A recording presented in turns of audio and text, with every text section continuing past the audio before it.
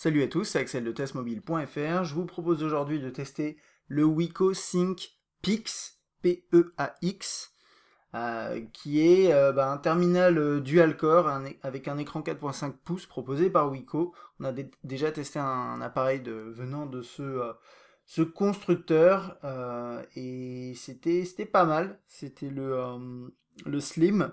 Donc là, on attaque un terminal un petit peu plus costaud. Il y a un point intéressant à noter par rapport à ce test, c'est que en fait le test écrit et rédigé par un autre rédacteur, c'est pas par moi. Et même si on a essayé de se mettre un petit peu d'accord quand même, à s'accorder sur les points, il faut bien reconnaître qu'on a des avis un petit peu divergents, enfin différents plutôt, sur ce terminal. Et c'est là où c'est intéressant, c'est qu'en fait dans ce test vidéo vous aurez mon avis, et dans le test écrit vous avez l'avis d'Alexis. On se rejoint sur énormément de points, il y a juste 2-3 éléments où moi je suis peut-être un peu plus sévère, je sais pas. Et ça vous permettra d'avoir deux avis un peu différents, mais complémentaires à mon avis. Voilà. Niveau déballage, bon, il n'y a pas grand chose à dire, c'est une boîte de ce type-là, du grand classique. Et dedans on a, voilà, ouais, le câble USB, micro USB, le bloc chargeur, enfin le chargeur, ouais, le bloc secteur, et des écouteurs assez basiques, qui sont pas de très bonne qualité, enfin le son est pas terrible, et un petit bouquin, c'est la notice donc, enfin la notice, ouais, c'est la base on va dire, et donc on va faire un point rapide sur les specs de l'appareil. Alors, c'est un terminal qui a un écran 4.5 pouces, c'est du QHD, c'est un écran IPS et ça fait 244 ppi, donc densité de pixels. C'est pas mal, oui, c'est plus faible que ce qu'on voit aujourd'hui sur les terminaux de haut de gamme, mais vous allez voir, il joue pas du tout dans la même cour. Il a été proposé à la base sous ICS, Ice Cream Sandwich, et il est maintenant sous Jelly Bean. C'est un terminal dual-core 1 GHz, il a un appareil photo 8 mégapixels, une caméra frontale 1,3 mégapixels, il a 1 Go de RAM, 4 Go seulement de mémoire interne, attention là-dessus, c'est très très faible, même sur la durée de mon test, j'ai été très gêné par ce 4 Go, alors que j'ai vraiment mis très très peu de fichiers, donc je pense que voilà, premier point, si vous achetez cet appareil, vous achetez une carte 32 Go à côté, ou moins, mais vous achetez une carte de mémoire à côté. Je sais même pas comment on peut s'en sortir avec 4 Go sur un smartphone, ça n'a pas de sens. Donc voilà, ça c'est important. Euh, Niveau batterie, on a 1800 mAh, c'est décent. On va parler autonomie plutôt vers la fin du test. Intéressant, donc là je l'ai en version blanche, il est également dispo en version noire, et c'est un terminal qui coûte environ 165 € nu.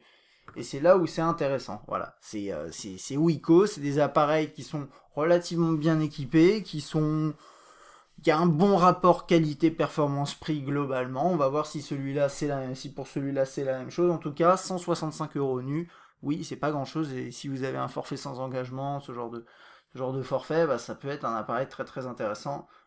Pour vous, ça c'est certain. On va faire le tour du design. Alors pour commencer design, hein, moi quand je l'ai reçu, je me suis dit, est-ce que je teste le Pix ou est-ce que je teste un Galaxy S3? Alors vous avez trouvé que j'exagère un petit peu, et effectivement, il y a énormément d'éléments qui sont différents, et notamment un truc, c'est que si vous trouviez que le S3 faisait cheap, faisait bas de gamme avec le plastique, pour celui-là, laissez tomber le terminal de Wiko puisque il est beaucoup plus léger, il fait beaucoup plus plastique, ça fait un peu jouer Fisher Price, mais ça c'est une constante chez Wiko, c'est pas grave, on le sait, on achète un appareil à moins de 200 €, faut pas s'attendre à un superbe design. Et là où je trouve qu'il y a eu un petit peu d'abus, bah c'est voilà alors si j'arrive à faire le focus, voilà, c'est toutes les bordures chromées mates tout autour de l'appareil. Là, dans sa version blanche, c'est flagrant. Et pire encore, c'est la bordure là. Et ça, je trouve ça exagéré. Ça, c'est complètement exagéré. L'arrière, bon, c'est une coque arrière classique. Moi, ce qui me pose problème là-dessus, c'est pour ça que j'en parle là, en soi, c'est pas grave. Mais c'est juste que Wiko essaye quand même de proposer des produits de qualité. C'est une boîte qui est basée en France. Alors, ok, ils importent de Chine, ils font produire en Chine. D'accord, mais derrière, ils essaient quand même de faire des choses de qualité et ça cartonne en France. Moi, ce que j'aurais apprécié quand même, c'est qu'ils essayent de se dégager petit à petit de cette réputation, de cette image du smartphone chinois qui est une copie de ce que les autres font. Bah là, pour le coup, le Pix, bah, il a un design qui a été un peu copié sur le S3, et je trouve ça un peu triste. En soi, c'est pas bien compliqué de faire quelque chose d'autre. Donc bon, là-dessus, ouais, je suis un peu déçu là-dessus, même si, bon, bah oui, l'appareil est pas moche en soi. Mais ouais, j'aurais aimé un petit peu mieux, parce que c'est quand même flagrant, quoi. Faut pas, voilà, faut pas fermer les yeux. Ok, ensuite, alors sur le haut, on a quelques capteurs, hein. On a quelques capteurs là, la caméra frontale, la LED ici, en dessous, on a des touches sensibles. Donc ça, c'est menu, accueil et retour. Voilà, juste en bas. Là, on n'a rien à voir. Sur la droite, on a un bouton on-off verrouillé, déverrouillé, qui est un peu haut, mais qui est bien placé. Ça fait un peu cheap quand on appuie dessus. Mais ça, de toute façon, je vais pas trop m'éterniser sur tout ça, parce que, enfin, c'est, comme je disais, c'est quelque chose de caractéristique. C'est aussi normal, c'est un prix, enfin normal, je sais pas, mais en tout cas, on paye pas très très cher. Il faut pas s'attendre à une définition exemplaire. Ok. Ensuite, sur le haut, on a le port micro USB à travers lequel on peut voir la LED. C'est chouette. C'est pas fait exprès, mais bref. Et le jack 3.5 qui est sur l'arrière un peu. On va parler de qualité audio. Vous verrez, c'est pas tout à fait rose. Un petit peu après. On a le bouton de volume qui est juste là, classique. Et bon, bien sûr, c'est en plastique, hein. C'est comme chez Samsung, hein. C'est un côté un peu chromé, mais c'est du plastique. Et l'appareil photo 8 mégapixels, légèrement en relief, hein, quand même pas mal, hein, malgré tout. Donc, ce qui fait que quand vous le posez, voilà, il bascule un peu sur les côtés, mais en soi, c'est pas réellement un problème. On a un double flash LED, donc c'est quand même pas mal. Et le haut-parleur en bas, là, c'est des petites taches, hein, vous inquiétez pas, ça, vous l'aurez pas. Et donc, comme je disais, là, il est en blanc. Il y a une version également en noir. Alors, j'ai pas parlé de ça dans les specs, mais c'est important. C'est que c'est un smartphone qui est dual SIM. Et on va essayer d'ouvrir cette coque sans tout casser. Mais voilà, c'est un appareil dual SIM. Vous avez SIM 1, SIM 2. Vous mettez les SIM. Et il y a une gestion à l'intérieur du smartphone, enfin une gestion au niveau fonctionnalité qui est très bien faite. Personnellement, je l'ai pas testé. C'est Alexis qui a testé cette partie parce que moi, j'ai même pas deux cartes SIM sous la main. Donc, mais voilà, c'est ça pour toute la partie dual SIM. C'est tout expliqué dans le test écrit et on en a discuté et ça a l'air vraiment bien fait. Globalement, vous pouvez avoir en simultané deux cartes SIM, recevoir les appels sur l'un ou sur l'autre. Il n'y a pas de tout se fait en même temps. Il n'y a pas de bascule de l'un à l'autre. C'est bien fait, c'est bien géré quand vous recevez un appel, vous savez d'où il vient, sur quelle carte SIM il arrive, et pareil pour les messages. Donc ça, c'est un petit passage important, je pense, sur ce terminal, c'est cette partie dual SIM. C'est un aspect des specs qui est intéressant. Ok, alors là on a fait le tour sur le design un peu. Niveau finition, moi je vous ai dit c'est pas top, il est léger, il fait un peu cheap, mais ça reste acceptable. Le côté léger, en fait, c'est pas gênant, je trouve, puisque c'est même un peu agréable. L'appareil est pas très très épais, même il est plutôt fin. Il est un peu moins fin, je crois, qu'un S3. J'ai pas les chiffres sous les yeux, mais c'est pas très très important. Je crois qu'il fait 9 mm d'épaisseur, si je me trompe pas. Et il est très léger. Et ça, c'est à la fois c'est agréable et oui, ça renforce le côté plastique. En soi, c'est pas un problème. Si seulement il n'y avait pas les quelques grincements qu'on entend. Alors, bon, je sais pas. Ouais, vous entendez peut-être pas très bien avec le micro, mais oui, il y a quelques grincements, et ça va dépendre. Quand vous le manipulez, concrètement, vous sentez de temps en temps des grincements, c'est pas, encore une fois, c'est pas grave, on le sait, mais bon, c'est à noter. Je pense avoir fait le tour sur le design, et donc on va pouvoir passer au reste. Hop, on essuie l'écran, et c'est parti. Alors, niveau fonctionnalité, donc il tourne sous Jelly Bean, mais il intègre pas autant de fonctionnalités que par exemple un Nexus 4. Vous avez une surcouche qui est légère, mais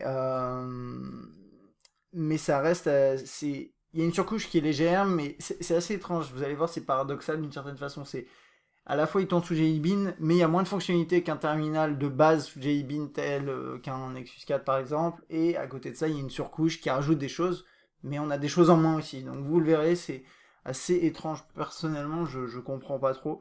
Mais je sais pas à quel point les constructeurs de ce type ont accès vraiment. Normalement, ils ont accès à l'intégralité des ROM Android. Donc voilà.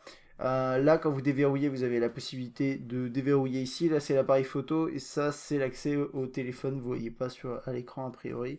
Et là, vous avez vu, vous pouvez accéder rapidement au petit widget de déverrouillage. Mais vous n'avez pas le système de widget Jelly Bean qu'on trouve sur, par exemple, un Nexus 4. Et vous n'avez pas non plus voilà, le double, les deux doigts ici, ce genre de choses. Alors dans le tiroir des notifications, vous avez quelques paramètres. Donc vous avez la luminosité, des délais d'attente. Ça, je sais pas ce que c'est. Oui, ah bah si, c'est le délai d'attente jusqu'à ce que l'appareil se mette en veille, si je me trompe pas. Wi-Fi, Bluetooth, GPS, les modes sonores, etc. L'accès aux paramètres ici. Voilà, vous voyez, pour l'instant, c'est du grand classique et il est en 4.1.1. C'est pas la toute dernière version de Jelly Bean, mais c'est quand même pas mal. Au niveau de l'écran, alors, c'est un écran 4.5 pouces, c'est du QHD. Au niveau densité de pixels, c'est pas extrêmement élevé, surtout quand on voit ce qu'on a aujourd'hui, mais je trouve que le rendu est pas si mal. Côté lisibilité, moi, ce qui m'ennuie plus, alors après, la dalle en tant que telle, elle est pas mauvaise, hein, c'est-à-dire que vous avez des couleurs qui sont plutôt réalistes, qui sont pas trop saturées. Moi, je trouve que c'est décent. C'est pas mal. Mon seul problème, c'est qu'on a une légère impression de. Enfin, en gros, à l'assemblage, apparemment, les couches, il y a pas mal d'espace entre les couches. Et du coup, très rapidement, quand on passe sur les côtés, on a voilà, des gros reflets qui s'affichent. Ce genre de choses. Et on a l'impression qu'il y a un petit peu de distance entre voilà, l'affichage et la plaque en verre, la plaque tactile. Et je trouve pas ça superbe, ouais, super esthétique. On le voit un petit peu hein, quand on passe sur les côtés, il y a toutes les parties noires ici. Euh, donc pour l'écran, c'est pas mal pour ce prix, je pense. Mais c'est pas, effectivement, c'est pas du niveau d'un haut de gamme. Mais encore une fois, on n'est pas sur le même segment. Autre chose à noter avant qu'on passe à la suite, c'est un appareil qui est équipé d'un chipset voilà, qui permet de faire de la 3G, mais qui permet de faire de la 3G que jusqu'à 7,2 mégabits seconde. Donc en soi, c'est pas dramatique puisque vous n'avez pas, j'allais dire, vous n'avez pas le 14 ni bon, le 14, vous l'avez dans de plus en plus d'endroits et normalement vous l'avez partout, mais c'est juste qu'il y a vraiment une couverture qui est un peu qui va un peu dans tous les sens en France. En tout cas, pour le 42, ça c'est sûr que vous l'avez pas de toute façon, et le 42, vous l'avez pas vraiment partout. Mais bah, faut juste savoir que la puce 3G permet des débits moins importants que bah, la majorité des terminaux 3G actuellement sur le marché, ceux qui font du HSDPA. Donc c'est pas, pour moi, c'est pas un énorme problème. Mais enfin, ça va dépendre. Si vous utilisez, si vous transférez beaucoup de fichiers en connexion mobile, peut-être que ce serait mieux de regarder un terminal qui permet d'aller un petit peu plus haut, notamment en H+, c'est quand même pas rien. Je pense que c'est sympathique quand même. Donc voilà, ça c'était le petit point là-dessus. Ok. Donc, on avait regardé le tiroir des notifications, on va continuer. Vous restez appuyé, vous avez ça qui s'affiche, la possibilité de changer le fond d'écran. Vous pouvez mettre des widgets en passant par le menu principal, hein. C'est assez classique. Vous avez quelques widgets proposés par Wiko. Hop. Et là, il n'y a plus de place. Ok, mais par exemple, celui-ci, ça. On va voir ce qu'il y a d'autre. Ça, l'horloge. Je suis pas sûr pour celle-là, peut-être bien. Ouais. La météo, enfin voilà, il y a quelques. Dans le widget 3D ici. Ça, c'est des choses qui ont été ajoutées par Wiko, voilà, qui sont proposées. Et il commence à me saouler celui-ci. Je vais juste vous montrer ce widget-là. Hop. Voilà. Et donc là, on peut le configurer, etc. etc. Donc ça, c'est pour tout ce qui est page d'accueil. Hein, ça marche bien. Vous avez des widgets, vous pouvez mettre des icônes, personnaliser tout ça. Il n'y a pas de... Attendez. Hop. Il n'y a pas d'effet quand vous pincez l'écran. Vous pouvez gérer les applications ici. Vous pouvez organiser les écrans en passant par là, par contre. Et quand vous restez appuyé là, vous avez tout ce qui est multitâche qui s'affiche de manière assez classique. Il y a autre chose à savoir, si vous avez deux SIM, là vous voyez, j'ai même pas une seule SIM insérée, donc il me le mentionne. Et quand vous avez deux SIM insérés, vous pouvez gérer aussi des options relatives au dual SIM. dans les paramètres, et puis là vous pouvez enlever les notifications, enfin dans le tiroir des notifications, vous avez la gestion du dual sim aussi. Ok, moi, je pense qu'on va pouvoir passer hop, à ça. Alors en fait, quand je vous disais au début, oui, il y a une surcouche, mais elle n'est pas très présente. C'est-à-dire que il y a une surcouche et il y a des options en moins. Vous avez vu, il n'y a pas, par exemple, tous les trucs sur l'écran de déverrouillage en plus. Il y a pas mal de fonctionnalités de Jelly Bean qu'on retrouve pas dessus. Et à mon avis, c'est pour économiser peut-être de l'espace, mais aussi parce que peut-être que les performances, enfin les specs de l'appareil ne permettent pas d'implémenter ces fonctionnalités. Mais en tout cas, ici, vous avez une personnalisation par Wiko. Donc voilà, vous pouvez commencer à taper un numéro. Là, vous avez des propositions qui s'affichent. Je trouve que le switch de l'un à l'autre n'est pas forcément bien fait, mais bon, vous avez ça qui s'affiche comme ça. Vous pouvez accéder au journal et vous avez un défilement latéral. Donc ça, c'est plutôt pratique. Et ça, c'est les contacts favoris et tous les contacts disposant d'un numéro de téléphone. Ce qui est intéressant, c'est que vous avez vu, c'est un mix en fait entre du Android de base et la surcouche Wiko. Donc en haut et en bas, c'est Android de base, et puis sinon pour le reste, c'est pardon, l'inverse, c'est la surcouche, et là c'est Android de base. C'est assez étrange de trouver ça, mais pourquoi pas. Je trouve ça intéressant. Et après, quand on continue dans les contacts, voilà, pareil, hein, on a toujours la barre ici et la barre ici qui sont de la surcouche, et on défile et on a tous les contacts qui s'affichent ici. Là par contre c'est, par contre, il n'y a pas de par contre pour l'instant, mais c'est très très fluide, il n'y a pas de souci. On rentre dans une fiche, on accède aux différentes informations, et ça voilà, si vous connaissez un peu à quoi ça ressemble normalement sur un terminal Nexus, bah, c'est très très proche quoi. Donc ça c'est pas mal du tout, c'est bien fait, je trouve. On va passer hop au message. Donc affichage classique également. Là, c'est tout ce qui est saisie de texte. Alors, saisie texte, vous avez un clavier, hein, le clavier de base Android, vous avez la saisie vocale également. Et si vous avez vraiment besoin de mettre, ouais, d'avoir d'autres claviers, vous pouvez très bien en télécharger d'autres sur le Play Store, en acheter d'autres. Donc après celui-là en soi il est pas mal, vous avez quelques paramètres, vous avez la correction automatique quand vous faites espace. Vous avez d'autres fonctionnalités ici, c'est pas mal du tout. Et voilà, et par exemple là, vous n'avez pas l'intégration du mode de tracé entre les lignes, mais il me semble que c'est depuis la 4.2, hein, ce mode-là, si je me trompe pas. Donc voilà, vous pouvez, hop, salut, par exemple là je me trompe. Ah, les Amos, apparemment il connaît les Amus. Ok. Normalement il fait des propositions, mais c'est vrai que c'est moins efficace qu'un SwiftKey ou qu'un swipe, ce genre de choses, mais c'est quand même pas mal. C'est quand même pas mal, et je trouve qu'il prend pas beaucoup de place sur l'écran, donc bon, c'est un bon petit clavier. Et encore une fois, sur ce terminal, ce qui va être important de noter, c'est que vous avez assez peu de fonctionnalités de base, et du coup, il va falloir il va falloir compléter avec des applications que vous téléchargerez sur le Play Store pour bénéficier de l'intégralité des fonctionnalités qu'on peut trouver sur un smartphone haut de gamme aujourd'hui. Vous avez un gestionnaire de fichiers. Hop, voilà, vous pouvez aller chercher vos fichiers. Ça, je crois que c'est proposé par Wiko. C'est sûr même. Ensuite, vous avez le lecteur musical. Je vais faire dans l'ordre du menu. Alors, ce lecteur musical, il est un peu obsolète parce que c'est le lecteur. D'après ce que je vois, c'est le lecteur de base Android dans sa date d'ICS, même peut-être les premières versions d'ICS, mais il a été un peu personnalisé, j'ai l'impression, épuré au niveau de l'interface. C'est fluide, ça marche bien, mais c'est pas excellent. C'est pas super, c'est pas super sexy comme interface, j'ai envie de dire, mais ça fonctionne. Ça fonctionne, vous avez le shuffle, répétition. Ce qui est intéressant, c'est que vous pouvez, si vous voulez, installer Google Music par exemple, ou n'importe quel autre player pour remplacer celui-là, si vous n'aimez pas celui-là, hein. Ça, c'est encore une fois ce qui est bien aussi avec Android. C'est sur ces appareils qui coûtent pas très cher, vous avez quand même la possibilité de personnaliser, et c'est une bonne chose, c'est même quasiment obligatoire. Donc, on va parler maintenant qualité du son quand vous écoutez de la musique. Alors la première chose c'est le haut-parleur, on va en parler tout de suite comme ça ce sera fait. Hop.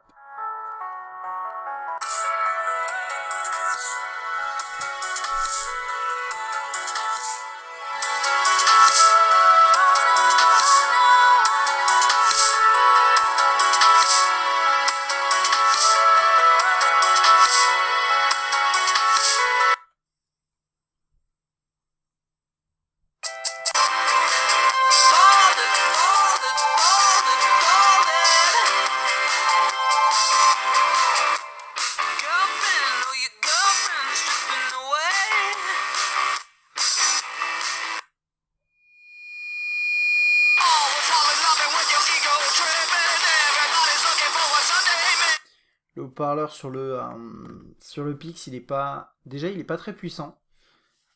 Et c'est dommage parce qu'en fait, ce qui se passe, c'est qu'il y a pas beaucoup de volume et en même temps, la qualité est pas terrible. Normalement, c'est souvent, il y a beaucoup de volume et bah, quand on met à fond, la qualité est mauvaise. Là, c'est un peu un mix des deux. Donc, le composant haut-parleur, bon, bah, il est pas terrible. Voilà. C'est un fait. C'est comme ça. C'est un appareil qui coûte pas cher. Donc, je pense pas qu'ils aient souhaité intégrer un composant de haut-parleur qui soit très performant. Et là, pour le coup, bah, ça se sent. Euh, Par contre, il y a un truc à noter, c'est que donc ça c'est la première chose, c'est le haut-parleur, la qualité du haut-parleur est pas très bonne. Oui, donc quoi, c'est pas censé être le point central sur un smartphone, donc on va mettre ça de côté, même si au final avec le volume qu'il propose, vous allez pouvoir suivre un film, etc. C'est juste quand même moins bon que la majorité des smartphones aujourd'hui sur le marché. Enfin, en termes de volume. Après, en qualité, bah, c'est pas excellent, mais bon, c'est très souvent comme ça. Vous l'avez vu par exemple sur ce morceau-là, au début, il y a des guitares normalement qu'on peut entendre. Là, on n'entend presque rien, tout est mélangé, ça fait une sorte de grosse soupe. Donc ça, c'est la première chose. Deuxième chose, et ça me pose beaucoup plus de problèmes. Et c'est pas qu'à moi, on l'a constaté tous les deux, donc Alexis et moi en testant ce terminal, c'est que le son, même quand vous écoutez avec vos propres écouteurs, peut potentiellement être exécrable. Mais quand je dis exécrable, c'est vraiment très mauvais. Donc en fait, je sais pas ce qui se passe. Je pense qu'il y a un problème au niveau du jack. Donc c'est pour ça au début du test, j'hésitais à vous le dire sur le jack, mais on parlait de design, donc là on va parler qualité sonore, mais en gros, j'ai testé avec plusieurs écouteurs. Alexis l'a testé aussi avec plusieurs écouteurs. Alors, ce qu'Alexis a constaté, c'est qu'avec les écouteurs de base, donc proposés par Wiko, qui sont ceux que je vous ai montrés au début, le son est vraiment pas très bon. Donc, c'est à la fois la faute des écouteurs et du terminal. Moi, j'ai essayé avec des casques, j'ai essayé avec plusieurs casques que j'ai, dont un casque Sennheiser qui coûte, je crois, 300 €. Donc voilà, c'est pour vous dire, c'est pas du mauvais matériel. Et je sais pas ce qui se passe au niveau du jack, mais le son est réellement mauvais. Mais quand je dis mauvais, c'est je mets le son plus fort, le son il crache, c'est impossible d'écouter de la musique. En tout cas moi, si j'avais ce terminal et que j'avais mon casque, je serais complètement dégoûté parce que je peux pas écouter de musique avec, vraiment. Et j'ai essayé avec un autre casque, moins bien, un pauvre casque qu'on a eu, je sais pas, à 10 €, et la qualité était décente. C'était pas bon, mais c'était décent, ça s'écoutait. Donc là-dessus, je sais pas ce qui se passe, je sais que c'est pas mon casque qui a des problèmes, je l'ai essayé avec d'autres choses, vous inquiétez pas. Je pense qu'il y a un souci au niveau du jack, et c'est peut-être je sais pas comment ça peut se produire, mais on a été deux à le constater, on a regardé sur les forums, et finalement, il n'y a pas grand monde qui en parle. Donc, c'est pas dit que vous ayez ce problème, mais en tout cas, moi je l'ai constaté et je trouve ça assez déplorable qu'il y ait un problème au niveau du composant. Je sais pas si c'est le jack ou si autre chose. Il y a autre chose qu'on a constaté aussi, c'est que le lecteur musical par défaut, donc celui-ci, offre une qualité sonore inférieure quand vous essayez avec Play Music par exemple. Donc ça c'est possible effectivement, il y a une partie logicielle et quand on essaie avec Play Music c'est un peu meilleur, mais dans le cadre, enfin dans le cas de mon casque avec lequel ça sature à fond, c'est pareil, ça change rien du tout. Donc à mon avis il y a un problème avec le jack et ce qui me fait peur c'est que est-ce que c'est un problème qui est lié à une série de terminaux parce que je sais que tout le monde l'a pas ou est-ce que c'est autre chose, je sais pas. Mais en tout cas nous on l'a constaté et c'est vrai que là-dessus moi c'est pour moi c'est un des points négatifs dans la mesure où je peux pas écouter de musique avec mon casque. Voilà. Ça, c'était pour la musique. Et puis, un truc important aussi, c'est que vous installez Play Music. Enfin, il est préinstallé normalement. Vous pouvez bénéficier de Google Music, la synchronisation dans le cloud, etc. Alors, tout ce qui est email, vous avez le client de base proposé dans Android qui permet de synchroniser n'importe quel compte email. Et celui-là, il est très bien, sincèrement. Bon, il n'y a pas spécialement besoin pour le constructeur de proposer un client à mesure où Google le fait déjà. Donc, il y a celui-ci qui est tout à fait honorable. Qui est même franchement très bien. Et ensuite, il y a le compte, il y a le client Google Gmail. Et en fait, c'est exactement le même, sauf que celui-là permet de configurer n'importe quel compte. Si vous n'utilisez pas votre boîte Gmail, vous pouvez utiliser celui-là. Et ça marchera très bien. Donc l'agenda, là par contre, qui a été personnalisé. Alors la base, c'est celle de Google, mais il y en a plein qui font ça. Hein. Vous avez la base de Google avec tous ces systèmes-là. Bon, l'affichage de cette façon-là, et puis bien sûr il y a une personnalisation. Donc là par exemple Wiko a décidé de mettre voilà, des onglets en bas en accès rapide. Je trouve que c'est assez bien fait au niveau de la gestion, enfin des onglets en bas, l'accès rapide à certaines informations, ça marche très bien. Vous avez bien sûr une synchronisation comme d'habitude. Alors on va passer au web. Vous avez ce navigateur là et également Chrome. Alors on va commencer par celui-là très rapidement. Et ensuite on va passer à Chrome, qui a l'avantage d'avoir bien sûr la synchronisation avec Google, qui permet d'avoir vos favoris, vos historiques, vos onglets, etc. Alors, ce que j'ai constaté, et ce qui est plutôt sympathique en fait pour ce terminal-là, c'est que la qualité est plutôt, enfin la qualité, l'expérience est plutôt bonne. C'est ok, c'est un petit entre guillemets petit dual core, mais l'expérience est plus que décente. Il y a quelques saccades de temps en temps, mais globalement, vous pouvez surfer de manière très fluide, très réactive sur le web sans souci. Donc hop, double tap. Donc là, j'ai pas activé la fonctionnalité qui change je vais le faire.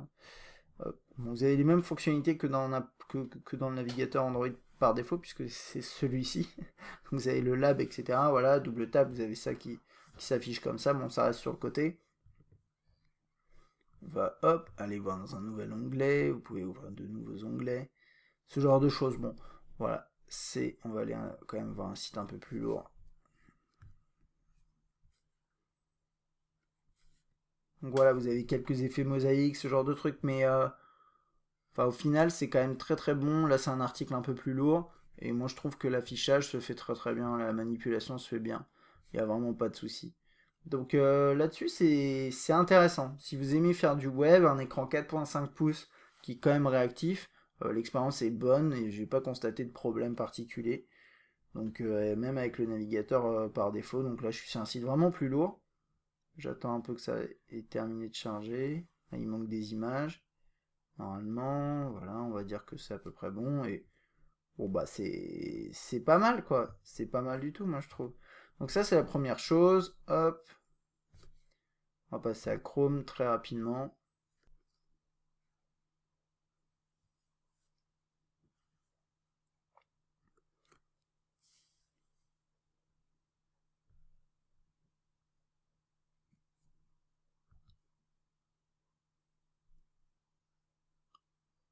Ouais, pareil, c'est plutôt bien.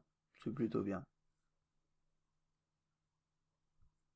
Moi, c'est ça que j'aime bien aussi sur ces appareils Android de gamme inférieure, c'est quand ils arrivent à nous proposer une bonne expérience au niveau du web, ça reste primordial. Et là, bah, on a quelque chose de vraiment très bien, dans les deux cas. Bonjour, je suis aujourd'hui avec Olivier qui va nous présenter. Voilà, et donc là, vous pouvez accéder à YouTube facilement. Enfin bon, donc pour le web, tout ça c'est très très bien. On a voilà, un appareil qui coûte pas très cher et pourtant on a une bonne expérience web et ça c'est vraiment sympathique. Vous avez également une fonctionnalité qui s'appelle Émission FM, qui est en fait tout simplement une fonctionnalité radio FM. Alors il faut mettre un jack, je l'ai aussi mis à charger puisqu'il était en train de vraiment commencer à perdre en autonomie rapidement. Et donc, enfin, son nom m'a un peu induit en erreur au début parce que j'ai testé pas mal de terminaux Nokia avec émetteur FM. Donc là, non, il n'y a pas de émetteur FM à proprement parler. C'est juste une fonctionnalité radio FM, mais elle est bien faite. En fait, vous avez la possibilité d'ajuster ici, voilà, la station ou de rechercher des stations en avançant comme ça. Alors, je sais pas pourquoi il veut pas avancer. Ah oui. Hop, voilà. Vous pouvez faire un réauto à partir d'un certain moment. Je vais faire rechercher, je vais essayer de rechercher une station où il va sûrement en trouver plusieurs. Peut-être pas attendre. Mais il y a une fonctionnalité, alors voilà. Donc il m'en a trouvé plein. Ah, je suis tombé sur la seule qui est pas. Bon, imaginons on s'arrête là, voilà. Donc là vous pouvez faire on-off. Vous avez l'accès à vos stations enregistrées ici. Et ce qui est sympa aussi, c'est qu'on peut enregistrer ce qui se passe. Voilà. Donc là, vous avez trouvé un super morceau, vous voulez l'enregistrer. Alors, je sais pas à quel point c'est légal, c'est bizarre ça, mais pourquoi pas. Moi, je trouve ça terrible de pouvoir enregistrer à la radio. Donc là, voilà, j'enregistre, je fais stop, sauvegarder. Et je peux réécouter. Alors là, on l'entend pas, on l'entend dans mon casque qui est connecté ici. Il peut pas lire à travers le haut-parleur. Il y a une question que je me posais, c'est est-ce qu'on retrouve ces fichiers-là sur le terminal? Et bah, moi, avec les quelques petites recherches que j'ai pu faire pour l'instant, j'ai pas l'impression parce que je regarde là-dedans, il y est pas. Mais à mon avis, il y a vraiment beaucoup de chances pour que si vous cherchiez sur la mémoire de l'appareil, vous trouviez enfin, ces fichiers. Je ne suis pas certain. Là, désolé, je suis pas sûr. Mais en tout cas, vous pouvez enregistrer, même si c'est pour réécouter juste après, juste dans l'application. C'est déjà pas mal. On va passer à la galerie et on passera à l'appareil photo juste après. Donc vous avez différents albums. Hein, c'est la galerie par défaut dans Android. Enfin, pas tout à fait, parce qu'il y a quelques trucs qui me manquent. C'est un peu bizarre. Par exemple, là, j'explore un album. J'ai pas les vignettes qui s'affichent en bas quand j'appuie dessus. Donc ça je sais pas. C'est censé s'afficher normalement par défaut dans Android et là je les ai pas. En tout cas, bon voilà, la galerie en soi marche bien. Hein. Et niveau qualité photo, bah, vous le verrez dans le test écrit. Ça j'ai capturé quelques photos. C'est pas mal. C'est quand même pas mal. Surtout de jour. Hein, comme souvent sur les smartphones, et vous verrez ça voilà, sur le test écrit, il y aura également une vidéo qui a été capturée à l'occasion. Alors,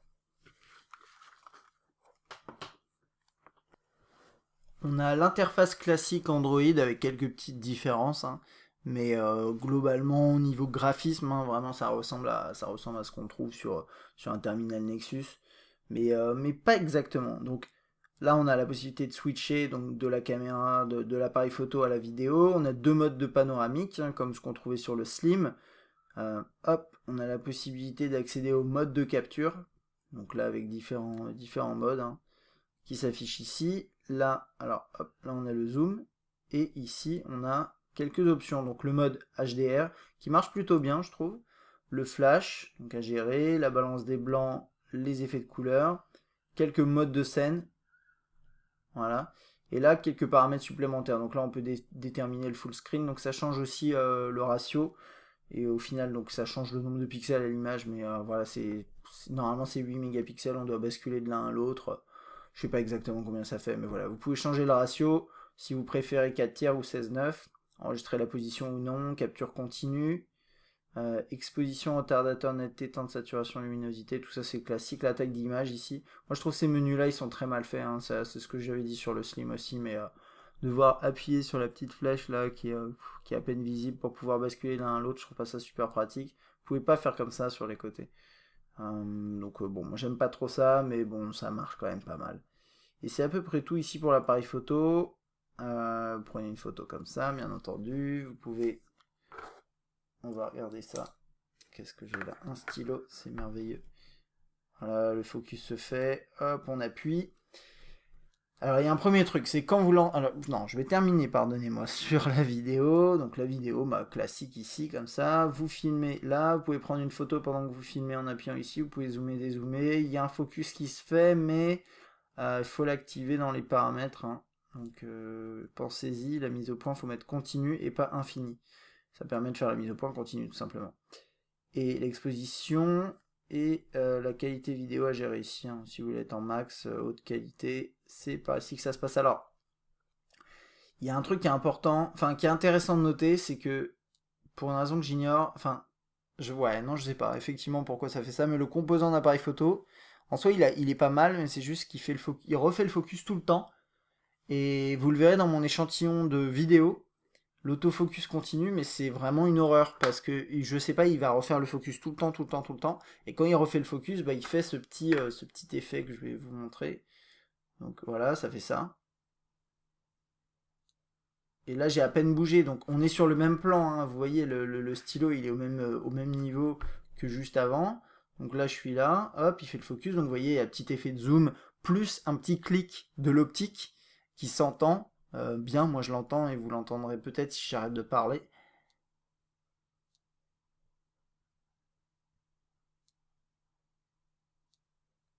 Je sais vous faire entendre ça. Allez. Voilà. Ce petit clic là, bah, vous l'entendez tout le temps et bah, il y a le focus qui se fait en permanence. Donc l'autofocus continu sur le Pix, c'est vraiment mauvais. Ça marche très très mal et je vous conseille pas de l'activer même. Donc là-dessus, ouais, c'est un peu décevant. Après, vous pouvez forcer le focus, mais voilà, il se refait dans tous les cas juste après. Et il y a un autre truc qui est très bizarre, c'est que là, j'ai lancé l'appareil photo, ok. Donc il y a ces petits clics qui se font à cause du focus, bon, très bien. Si j'appuie là-dessus, je commence à regarder d'autres photos. Voilà. Vous l'entendez peut-être pas, mais il continue à faire des clics, des petits clics de focus. Alors qu'est-ce que ça veut dire? Est-ce que c'est l'appareil photo qui tourne en tâche de fond pendant que je suis dans la galerie? J'ai essayé quand vous êtes en train de faire autre chose. Là, si par exemple je quitte ça comme ça,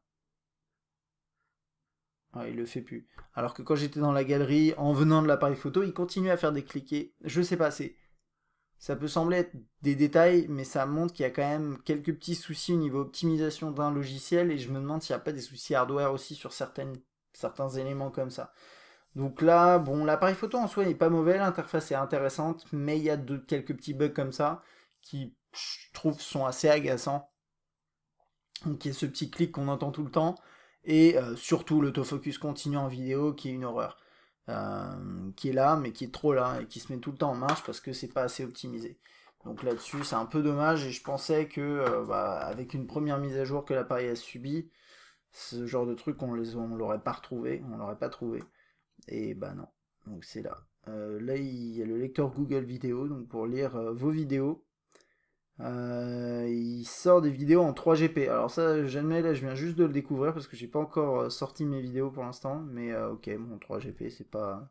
Je trouve pas que ce soit un super format. Mais bon, en soi, ça change pas grand-chose. Donc là, on a la gestion des alarmes, ville, chronomètre et je sais plus ce que c'est minuteur, chronomètre, voilà. Donc ça, c'est classique. Maps, alors je vais pas en parler, enfin je vais pas lancer l'application parce que ça sert à rien, mais il y a un truc à noter, et ça c'est Alexis qui l'a trouvé, et apparemment c'est pas vraiment le seul à l'avoir vu. Il y a des avis mitigés sur la toile, c'est qu'en gros il a eu beaucoup de soucis à faire le fixe GPS, parce enfin apparemment, et il y a d'autres testeurs qui l'ont vu ça par contre, il y a c'est vraiment long à trouver le fixe GPS. Généralement supérieur à 1 minute, ce qui est quand même long. Deuxième truc, c'est qu'une fois qu'il a fixé les satellites, parfois il va les perdre en cours de route.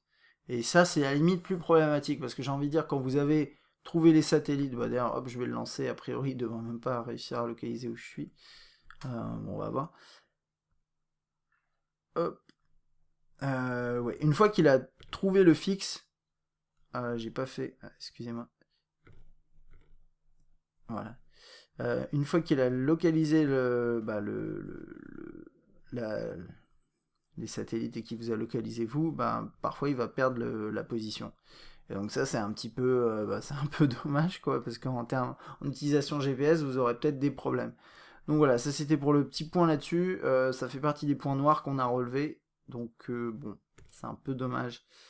Hop, ça on a toujours une nouvelle, enfin la surcouche de Wiko, le dictaphone. Ok, ça c'est pas grand chose, hein. C'est un petit dictaphone, le Play Store qui est en accès ici bien sûr. Je pense que c'est pas la toute dernière version, mais si. De toute façon ça c'est Google qui a tout déployé sur ces terminaux. On a une to-do list. Et alors ça, je sais pas d'où elle vient cette application. On dirait une application officielle Google, mais elle me dit pas grand chose. Donc peut-être que là-dessus vous pourrez me dire ce que vous en pensez, mais on dirait vraiment une application officielle Google. Là j'ai un petit doute parce que je vois pas mes tâches Google Tasks s'afficher dedans, donc je pense que c'est une application proposée par Wiko.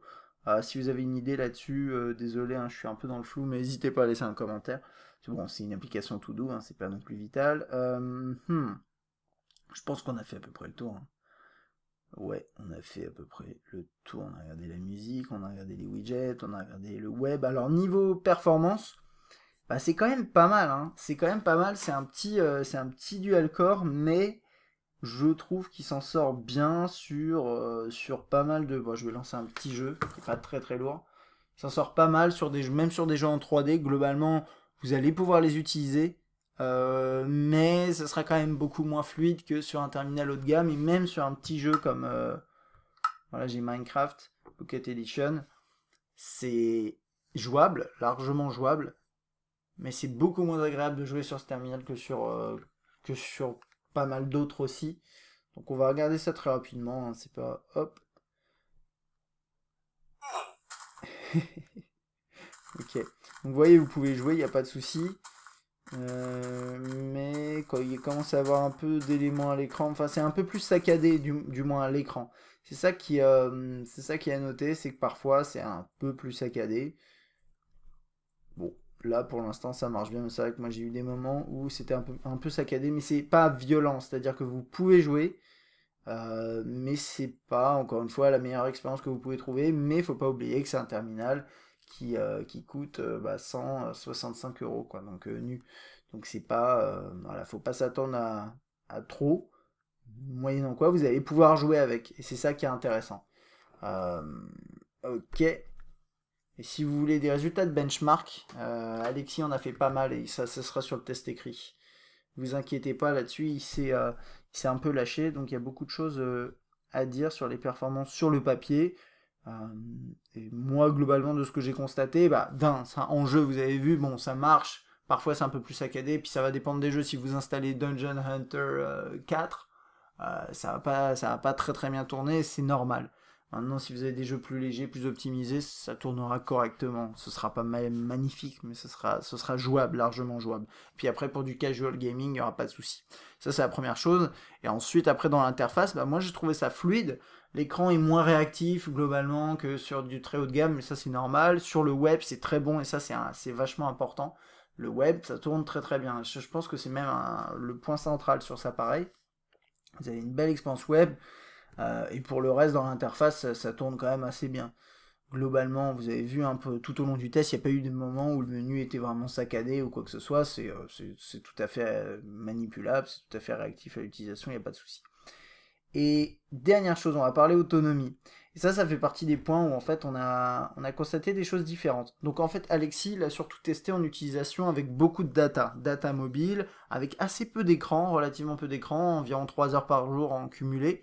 Et il a constaté que l'autonomie était plutôt bonne sur cet appareil. Et c'est vrai que si vous utilisez cet appareil plutôt comme ça, un peu plus en veille, vous n'avez pas l'écran constamment allumé, vous avez quand même beaucoup de services en synchronisation derrière. Comme vous le pouvez le voir là sur une partie de ma courbe, la veille, et même avec des données en synchronisation, ça consomme pas beaucoup. Ça, c'est important. Et après, si vous faites du web, etc., ce sera pas mal non plus. Le niveau consommation, ce sera pas excessif. Et Alexis, ce qu'il a constaté, c'est qu'il a au moins une grosse journée en autonomie. Il termine la journée à 30% sur son usage à lui, à savoir quand même pas mal de web, un peu de vidéo quand même, il regarde un peu de vidéo, et environ 3 heures cumulées d'affichage d'écran dans une journée avec des données en synchronisation. Moi, j'ai essayé d'autres choses. Donc si vous... Et concrètement, là-dessus, c'est un peu différent. C'est-à-dire que moi, j'ai essayé 1 heure de lecture vidéo et j'ai quand même perdu 23%, ce qui est supérieur à ce que perdent généralement les terminaux sous Android. Alors, à part exception, hein, il y a des appareils qui consomment encore plus que ça. Donc 23%, c'est beaucoup, je trouve. Donc ça, c'est la première chose. Et deuxième chose, j'ai testé en jeu, j'ai perdu à peu près entre 18 et 20%. Avec 1 heure de jeu, et c'était Minecraft, le jeu qu'on a vu juste avant. C'était à peu près, enfin c'était pas ici exactement, c'était un autre test. Voilà, donc là, ça montre juste que concrètement, si vous utilisez l'appareil en usage plus gourmand, les jeux, le GPS, je pense que ça doit consommer à fond, puisqu'en plus il galère à fixer les satellites. Mais pour tout ce qui est vidéo aussi, lecture vidéo, là ça va être compliqué. D'ailleurs, j'ai pas parlé des performances en vidéo, mais si vous essayez de lire des vidéos en 1080p, ça va être complètement saccadé, donc ça a oublié. Et il y a certains DivX, certains MKV qui passeront pas. Le MKV normalement passe pas, mais après vous pouvez installer aussi des lecteurs tiers, des lecteurs vidéo tiers que vous trouvez sur le store, donc ça pose pas a priori de problème. Mais bon voilà, niveau autonomie, moi ce que j'ai constaté quand même avec un usage un peu plus soutenu, c'est que vous tiendrez juste la journée. Si vous êtes un tout petit peu plus économe, vous tiendrez largement une journée et vous pourrez terminer même la journée à 30%. Le truc, c'est qu'est-ce que vous faites de ces 30% à la fin de la journée? Vous pouvez rien en faire. Donc concrètement, c'est une journée d'autonomie. Vous le mettez à charger le soir et le lendemain, vous le récupérez. Vous continuez à l'utiliser. Après, encore une fois, si vous utilisez vraiment très très peu et qu'il reste majoritairement en veille, oui, vous pourrez cumuler 2-3 jours, mais dans ce cas-là, c'est que vous n'utilisez pas votre smartphone, donc ça n'a pas réellement d'intérêt. Euh, donc voilà, une grosse journée, d'après ce que j'ai vu, une grosse journée, vous pouvez terminer éventuellement à 20-30%. Par contre, en usage plus intensif, vous serez mort dans le cours de la soirée, normalement. Voilà. Je pense avoir fait le tour hein, sur ce Pix. Il n'y avait pas grand chose à dire, mais c'est un appareil qui est pas inintéressant. Je trouve qu'il est intéressant parce que c'est son prix principalement. Il fonctionne assez bien. L'écran est bon, le design est correct, sincèrement, oui. Il est inspiré du S3, il fait très plastique, il est très léger, ok, mais c'est un terminal à 165 euros. Je pense que pour cette taille d'écran, les performances qu'il offre et les fonctionnalités, globalement, on a un design qui est plutôt réussi. On n'a pas d'excellente finition, mais c'est pas non plus catastrophique. Donc ça, c'est quand même pas mal. Il est fin, il est léger. Bon, bah, c'est ce qu'on attend finalement d'un appareil hein, aujourd'hui. Donc voilà, l'écran est pas mauvais. L'écran est pas mauvais. Bon, je trouve qu'au niveau des reflets, c'est pas terrible, terrible. On a quand même pas mal de reflets, dû au fait qu'il y ait voilà, cet écran qui est assemblé par couches, pas très très fine. Hein. Il y a beaucoup d'espace, ça se sent clairement. Ça c'est pas bien grave, les couleurs sont plutôt fiables généralement. Donc ça c'est pas mal, la densité de pixels est pas énorme, mais elle est suffisante d'après moi. Moi ça m'a pas choqué. En tout cas l'appareil est extrêmement réactif, enfin est très réactif, moins encore une fois qu'un très haut de gamme, mais je trouve que c'est suffisant. C'est largement suffisant. Le web ça marche bien, vous avez pas mal de fonctionnalités intégrées. Et après, il va falloir enfin, il y a pas mal de fonctionnalités intégrées. Il y a la base, et après, vous complétez avec des applications, comme un terminal Nexus, mais d'après moi, quand même moins bien qu'un terminal Nexus, puisqu'il manque pas mal d'autres choses, et notamment cette fluidité légendaire, entre guillemets, qu'on trouve sur les terminaux Nexus.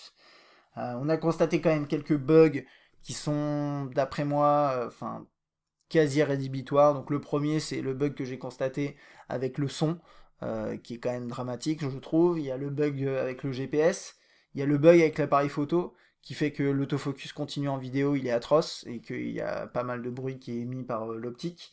Ça, c'est les trois principaux que j'ai constatés. Il y en a qui disent que aussi l'autonomie est catastrophique.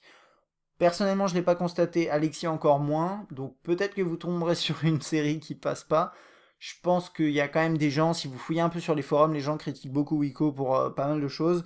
Au niveau de l'autonomie sur le Pix, je pense que c'est surtout des gens qui ont mal configuré leurs terminaux. Personnellement, moi j'ai pas constaté de gros problèmes et Alexis il était plutôt satisfait de l'autonomie. Donc voilà, là-dessus, moi c'est tout ce que j'ai à dire. Que dire de plus, je finis sur ma liste. Qu'est-ce qui manque? Bon, les écouteurs de base sont pas terribles, mais ça c'est pas une surprise. Il y a la puce 3G qui est pas, qui propose du 7,2 mégabits par seconde maximum. Ça c'est à prendre en compte, c'est un peu dommage. Et c'est à peu près tout. Voilà. Moi je pense qu'on a fait le tour là-dessus. Moi le Pix pour 165 euros nu. C'est un appareil que je trouve intéressant. J'aimerais juste que Wiko communique un petit peu sur les trois bugs qu'on a constatés. Est-ce que c'est du hardware? Est-ce que c'est du software? Si c'est du software, est-ce que ça peut être réglé par des mises à jour? C'est la question qu'on peut se poser, qu'on est en droit de se poser. Si vous envisagez d'acheter ce terminal, alors bon, bien sûr, consultez le test vidéo, vous venez de le faire, mais consultez également le test écrit d'Alexis, qui ira un peu plus peut-être en profondeur par rapport à ce que moi j'ai vu. Hein. Enfin, en tout cas, c'est complémentaire. Et à côté de ça, renseignez-vous sur les forums pour voir ce que les gens pensent. Est-ce qu'ils ont constaté également les trois bugs que j'ai mentionnés, qu'on a mentionnés, ou non? Et s'ils les ont constatés, est-ce qu'ils ont vu qu'une mise à jour permettait de le corriger? Nous, on a fait une mise à jour pendant ce test. On est passé à la dernière version, enfin proposée de Jelly Bean, mais on avait toujours ces trois problèmes-là. Donc voilà. En tout cas, 165 euros pour un terminal nu de ce type-là, hein, moi je trouve ça pas mal. Encore une fois, si vous avez un forfait sans engagement, ça peut être un bon choix. Voilà, donc ça c'était pour mon test du Wiko Sync Pix. J'espère que la vidéo vous a plu. Si c'est le cas, vous pouvez vous abonner. Si vous n'êtes pas abonné, vous pouvez aussi mettre un like, ça peut nous aider. Et je vous dis à bientôt.